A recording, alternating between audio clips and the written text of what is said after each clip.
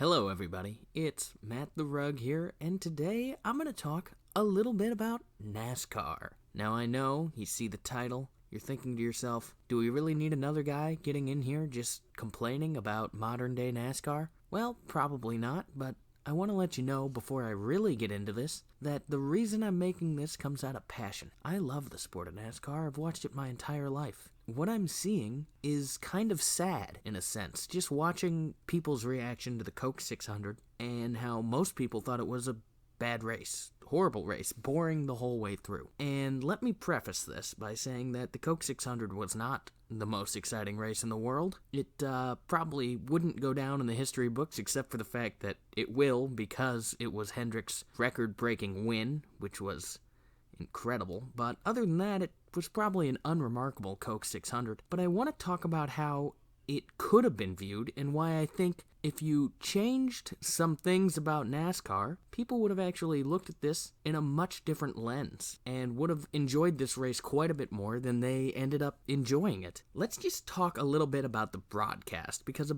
big problem is the broadcast. Now, what is happening here? Does Fox not know how to broadcast a NASCAR race? Have they forgotten all the years of excellent coverage they used to have? I contend that they haven't. Mike Joy is still an excellent commentator who's very much engaged.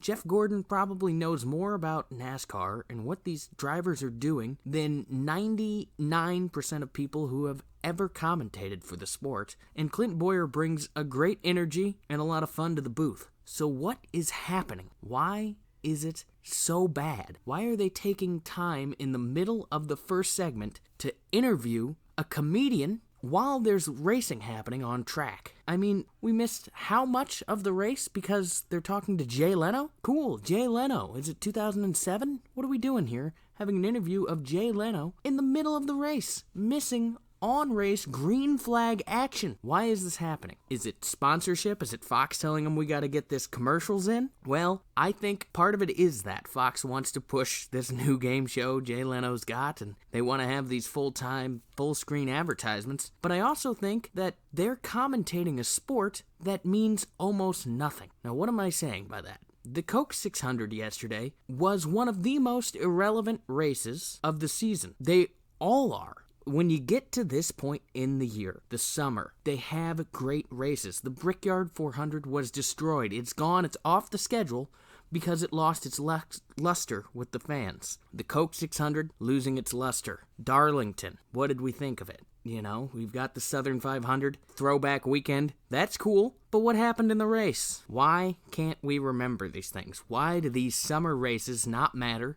And why do people look at them so poorly? It's because NASCAR's point system, the way it is, makes these races this time of year completely and utterly irrelevant. The only thing that can happen in a race in the summer, this late in the season, once you get 10, 11 races in, that can make it interesting and make the race impactful on the season, is somebody below the cut line of the playoffs winning. Because the win in your in system is absolutely atrocious. But if someone below that cut line wins this late in the season, then we've got interest, then we've got a story. This guy's going to be in the playoffs. But we have no intrigue on anything else that happens in these races. Kyle Larson went out and dominated. He made a statement. Now let's look at the points. The driver's points. This includes the stage points, and that's a whole nother subject that I will touch briefly on during this video. But let's just talk about the points and how much more interesting this race would be if it had championship implications. The problem is there are no championship implications. Kyle Larson wins. Cool. He gets a couple extra bonus points in the playoffs. We'll see. It might carry him farther. It might not. But it really doesn't feel important. What happens feels completely unimportant. Let's say there is no win and you're in. Let's say, hypothetically, there's no playoffs. Last week's race, Kyle Larson would have gone from third to tied to second in the points, 111 points back before the Coke 600. After the race, he would only be 76 points back, tied for second, and it would be heating up the battle for the championship between him and Denny Hamlin. But did you know this? William Byron is the car that he would be tied with in points. William Byron would be in the heat of a battle trying to catch Denny Hamlin. Every week you would watch the 5 car, the 24 car, the 11 car, see where they're finishing. Is the 24 car ahead of Denny Hamlin? Is Kyle Larson ahead of Denny Hamlin? Where are they finishing? What is happening? Is there a problem with certain drivers? Martin Truex Jr., what happened to him was almost laughed at in the broadcast, completely almost not talked about. You know, a couple times they were like, man, I'm surprised Martin Truex Jr. didn't do better. But what happened to him yesterday? He finished 29th, I believe. He's now 147 points back in the driver's standings. 147 points back. The week before, he was only 111 points back in the driver's standings. That would have been a devastating race and a major point if the broadcast had to focus on it because playoff implications were happening. They would have talked about it. What's going on with Martin Truex? They would have cut to his radio. They would have tried to figure out what is going on with his car, what they can do to fix it.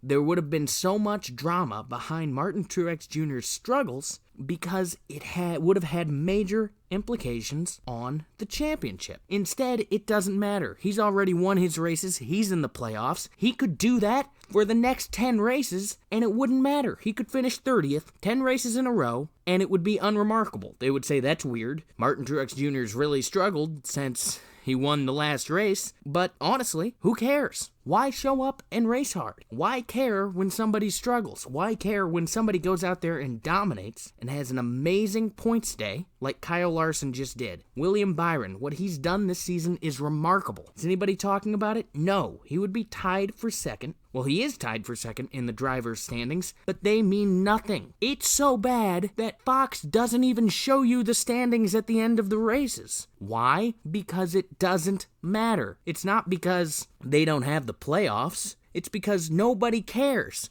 As long as you're in that top 16, it doesn't matter. Michael McDowell, what he's done this year is incredible. He is 16th in points. He would make the playoffs today without his win. That's how good he is right now on points. Does it matter? No, it doesn't. We don't talk about it. The things that happen early on in the year are exciting because that's locking people in. But when you get this far in, that's over. Most of the people who are going to win have won. I'm not saying somebody new won't win. That would make it an exciting race, and it would get talked about, and it would get better ratings. A surprise winner now, people would say it was a great race. If Matt DiBenedetto wins, people are going to say that was a good race because the commentators are going to talk about how it's changed the season. He's in the playoffs now. Everything is different after this race. When you have a season-long point standings that matter to your championship, then everything that happens matters throughout the season. Anybody who has a mistake, they blow through, it all matters. It robbed us last year of a great Rookie of the Year battle. Cole Custer won his race and the Rookie of the Year battle was over, even though he was arguably not the best rookie.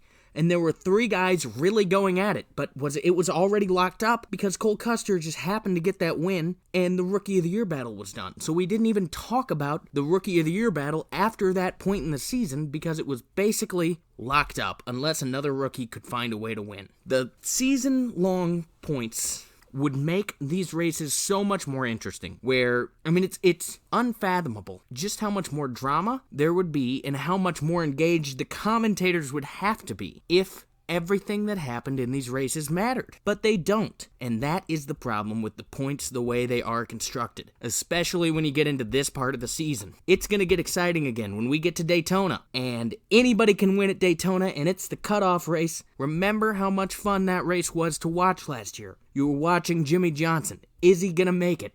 Remember how good the commentary was about the storylines, about each of the guys. William Byron got the win, and how it was his first win, and he had locked themselves in the playoffs, and it was a great race because it mattered. But the system they have this time of year, it doesn't matter. Then you throw on 2 Poconos and a long Coke 600 where one guy dominates, which should be impressive, and it should have shook up the point standings and made you rethink the way the championship's going to be done. But it doesn't even do that. Some people might have Kyle Larson as a favorite for the championship. Honestly, the way this system is, what does it matter that he can dominate at a 550 track? It means means nothing because he's got to go to Martinsville and Phoenix and perform.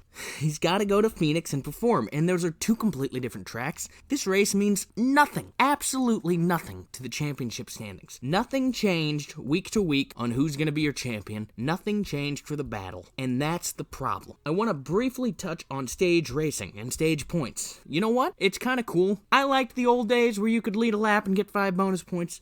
But if we want to hand out points throughout the race, that's fine, NASCAR. Go ahead. It kind of works for me. You know what doesn't work? Slowing all the cars down, bringing them back together, and having a restart. One, people don't watch racing to watch them go around under caution. Usually when you get a caution, it's because something happened that just changed the race drastically. These cautions don't even come with a wreck or come with the drama of a blown engine that makes it intriguing. Ooh, the race just changed. These are just cautions just for the sake of having a commercial break. You can hand out the points and continue to let them race. There is no need at all to have a caution. It slows down the race, adds this boring period that I can only imagine is there for commercials, and it also, and this is the biggest thing, completely destroys any chance of having an alternate strategy during the race at all. Because everybody's just cuts the stage in half. What does Larry Mack say every single week? What's your strategy? I'm going to cut the stage in half. How many times have you heard him say, cut the stage in half? There's 55 laps in the stage. We're going to cut 23 laps in. How many times have you heard him say that? That's the problem with this system. You cut the stage in half. There's no, do you think we could pit one less time? Do you think we could pit one more time? Save tires?